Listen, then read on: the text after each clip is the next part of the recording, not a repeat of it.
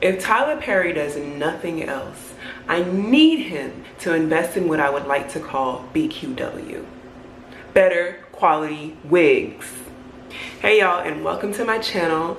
Today I'm going to be reviewing A Fall from Grace, written, directed, produced, and everything else by Tyler Perry.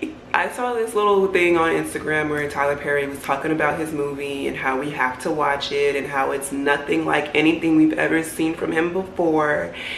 And so I doubted him, but I said, let me watch it anyway. Let me preface all of this by saying I will never ever take away the great things that Tyler Perry has done. He's put so many people on, people like Tamela Mann and David Mann. If you didn't know them from their Kirk Franklin days, you definitely know about them now. Just so many people. I can't even go down the long list, but like, you know, of course he's helped so many people along the way, and he's done this great thing with Tyler Perry Studios that he just recently opened last year, and I think all of that is amazing. Now, I'm not gonna get into all of what he does and like what I think about his writing, producing, and all that, but I'm just gonna try to review just the movie, okay? I may have a couple of sides here and there where I need to, you know, just vent my frustrations. So, A Fall from Grace. The storyline is pretty much there's this lady, Grace, who is being not convicted, she's being accused of murder, and there's this girl, Jasmine, who works at the public defender's office, and she's supposed to just go down there, have Grace sign her plea deal, and wipe their hands with it, right? Somehow, some way, she feels like there's something coming from Grace that's given her this vibe that maybe she really didn't do this, or something else happened. And then they take us through this whole thing where they show us the backstory, how he met this man, he came, and you know, he was like her knight in shining armor, he was everything she ever wanted, and shout out to Game of Thrones. And you know, she just fell in love, and next thing she knew, he had stolen her money, got a whole new mortgage on her house, all kinds of stuff. And now she gets to this point where she kind of snaps, and she's beating him over the head with a baseball bat, and she thinks that she's killed him. She admits that she thinks she killed him, but there's nobody. There's no actual physical evidence that even looks like the type of things that they're saying that she did.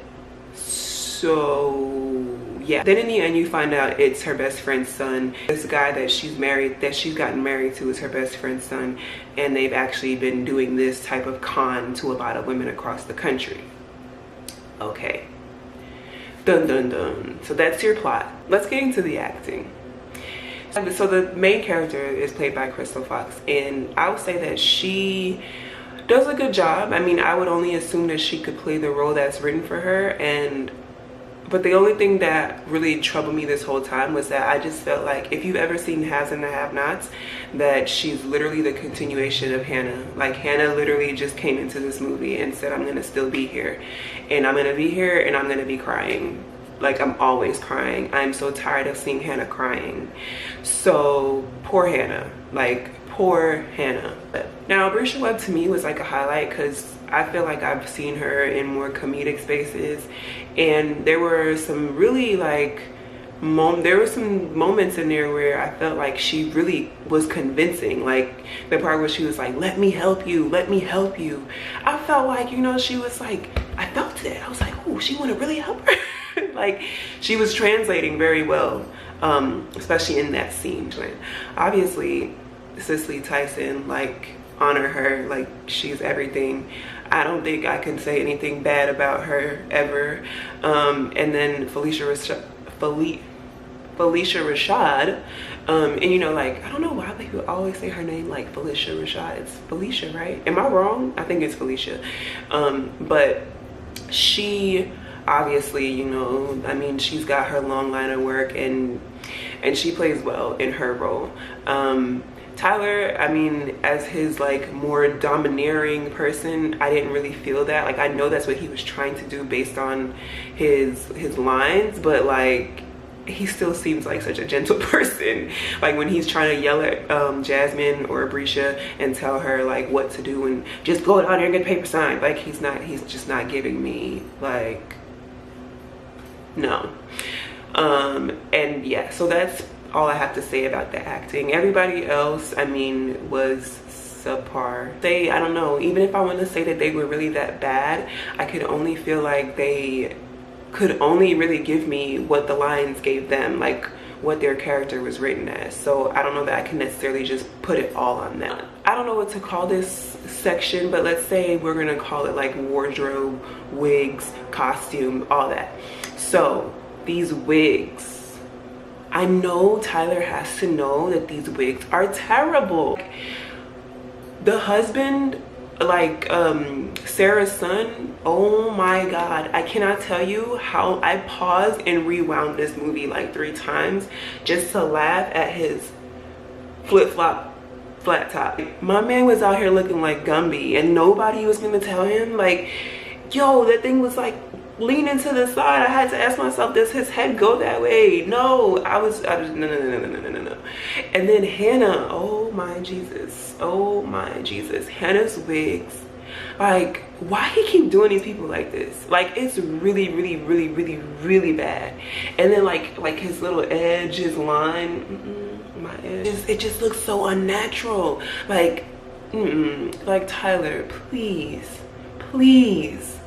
you have money, and if you don't want to pay people like, you know, the top celebrity wig people, there are so many people out here that, like, you know, maybe just do it in their house, but they're really good and they'll be willing to work, you know what I'm saying? Like, give people a chance. I didn't know that there could be worse wigs than Tyler Perry wigs, but I was proven wrong. It's just not cute. Like, no, I'm looking at Hannah and I'm trying to listen to her read her little lines, but like all I'm looking at is like, why does this wig look like this? And then like they act like they couldn't brush her hair. Like she's sitting in court and her hair looks like all disheveled. Like, what attorney is not gonna take their client and like make them look presentable in court? Like I just please. Okay, so some positives, because I feel like we can always try to find the positive in something. Now, I feel like the general consensus is that a lot of what Tyler gives us is repetitive and redundant and usually consists of some dumb and delusional woman who's like desperate for love and also God-fearing and been praying and waiting on God for a man. While that may be true, I feel like I said, I'm gonna try to keep it to this story. I feel like this story actually touches on something that is true. Like, people do experience stuff like this. A lot of women out here have been swindled in the name of love. Even just recently, there was this case where this guy was out here just like collecting checks from women all over the country, and he told them that he was in the military, and so he was like deployed somewhere, and they were all sending him money, almost like, I think over $1 million, I think it was, if I remember correctly. But yeah, so I mean, it's not like this is not stuff that actually happens to people, and so I feel like that's something that I can take as a positive, is that it's not like he's just making this stuff up. You know, there are people that do experience this stuff. Another part that I feel something else that can be seen as a positive is just shedding a little bit of light on the public defender's office and how, in all honesty, it's literally like they doing the exact same thing, and only thing that's different is the names that's on the paper. And it's just like, just take the plea, just take the plea, just take the plea, just take the plea. And it's so much easier to do that, costs less money, costs the country, costs the courts less money, all that. Like, so I mean, I feel like that's an important thing. And I feel like maybe a lot of people really don't know that. They think that a public defender really is going to help them, and every now and again I guess you do, but I don't think that, even if you go in thinking that you will make a difference, and I think this sounds really sad, but I feel like even if you go thinking that you will make a difference, a lot of times the way that this system is constructed, it's very hard for you to really do that. And so I think that that is something that we can even have like a bigger discourse about outside of just this movie. Now let's get into the not so positive things. So tell me if I'm the only one, but I sometimes feel like Tyler's trying to insult my intelligence. Like, there are things that happen in this movie that I felt like what? Like, that would never happen. First of all, how do you have this lady on trial for a murder and you have nobody? You have nobody. There's nobody. Like, I know that, I'm not saying it's impossible, but I know that it's more than likely very difficult to prove and convict somebody of murder when you don't have an actual body, like, or even the evidence to prove what you're actually saying happened. Secondly, why, while we're in court, is my defense attorney not filling you guys in on the whole story and like what happened prior to me hitting this man over the head with a baseball bat? Speaking of the baseball bat, why on God's green earth did he think that I was going to sit down and believe that Hannah swinging the bat like this and having it bounce back like it's rubber is going to make me think that all that blood splatter is real? It'd have been better if he shot that angle and just didn't show us anything at all. And like, let's say there was like the floor and we just heard the bat and heard some crashing and then we saw blood on the floor. Then I could fill in from my mind that she's beating him over the head with the bat, because that was not it. Now, this policeman husband,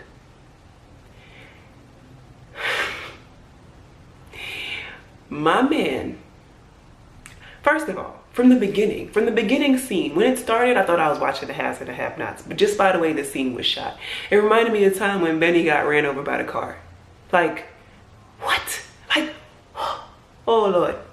Anyway, okay. So he goes, he's the husband. He comes back to the exact same house later, and he never puts it together that this is the same house that this lady jumped off the roof at. And that maybe the homeowner had something to do with that, or maybe there was something happening in this home. No, never happened.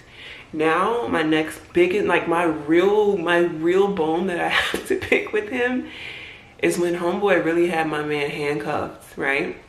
He had him handcuffed, had him bent over the car, face on the hood of the car, talking about some don't move. And what got me is Homeboy didn't even move.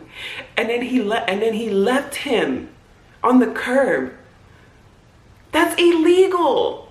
You have to at least ask for somebody to come get him, put him in the back, and then have somebody meet you and take him down to the station for you, and then y'all deal with it later. No, you left that man out there in handcuffs. What, you think he's still gonna be sitting there when you waiting? I want to know what happened to that man.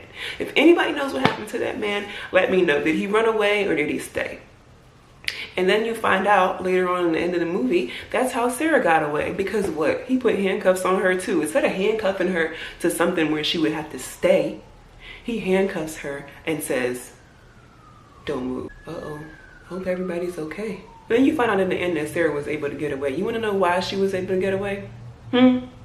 Because he sat there, handcuffed her, and didn't handcuff her to anything where she would be stationary or stuck in the house. No, he handcuffs her and says, don't move. In what world does don't move just mean she's not going? If I'm trying to get away, sir, and you leave me by myself, I'm leaving. I'm leaving. And I just want to know, like, is he not going to get in trouble? Don't you get in trouble for losing prisoners? Because she's clearly a criminal and you decided to not secure her. Like, I don't understand. But who are me to judge? Maybe I'm missing something. Maybe I don't know something. This one's been going around on social media a lot. Is the extra in the background when they're in a diner, drinking from an empty cup. I say this in a lot of movies, and like, I know sometimes you can see that like the person is drinking, but they're not drinking anything. But at least like don't make the the cup clear. Like, you could have made it a solid color, and then baby, I wouldn't know that he's drinking from an empty cup. I can see that there's no food on his fork. Like, you could have just shifted. Oh Lord, he just said, F it, just do it, just go. It's good, it's fine, cut, perfect. Like, no, all right, cut and beautiful, guys. No. If I had to rate this movie, I would rate it a solid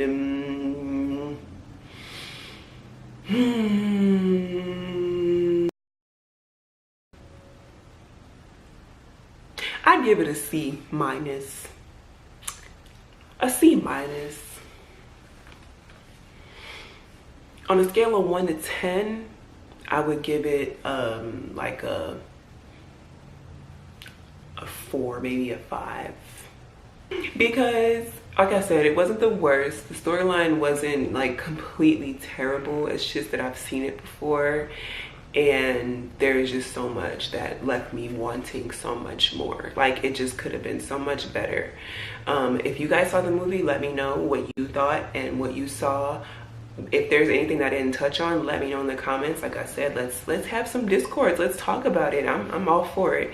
Let me know if you enjoyed this review, and I'll see you guys next time. Bye.